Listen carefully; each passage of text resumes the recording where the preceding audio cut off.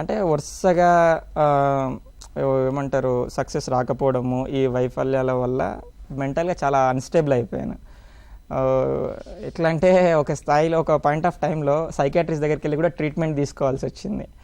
So ఒక 5-6 months వెళ్ళి medicines కూడా వాడాను సైకాట్రిస్ట్ దగ్గరికి వెళ్ళి. అంటే మెంటల్గా బాగా డిస్టర్బ్ అయ్యాను మీరు అన్నట్లు. అది తక్కువ కోవిడ్ వల్ల, ఎక్కువ మాత్రం నా ప్రిపరేషన్ వల్ల, ఆ ఫెయిల్యూర్స్ వల్లనే ఎక్కువ ఇట్లా అవ్వాల్సి వచ్చింది. కాకపోతే తర్వాత నేను ఈ విపాసన మెడిటేషన్ మీకు తెలిసే ఉంటుంది బహుశా. ఆ విపాసన మెడిటేషన్కు ఒక 10 day కోర్స్ అటెండ్ అయ్యాను అనమాట. దాని తర్వాత nothing could Sheikh in me.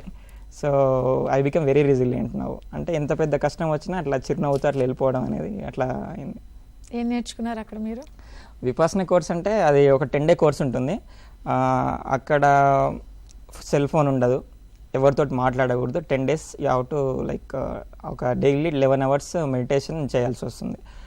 So దానివల్ల 11 hours డైలీ 11 hours, 10 days అంటే లైక్ ఒక 110 hours. సో ఎవరితో మాట్లాడడం ఉండదు, ఎవరితో ఫోన్లు ఉండవు, బుక్స్ ఉండవు, ఏముండవు, కూర్చొని మెడిటేషన్ చేయాలన్నమాట. They will guide us. So దాని తర్వాత ఇంకా అక్కడికి వెళ్ళిన తర్వాత ఇన్ని అంటే ఏమన్నా రాంగ్ స్టెప్ తీసుకున్నానా అని చెప్పి I was crying like 6 days. I was crying like anything.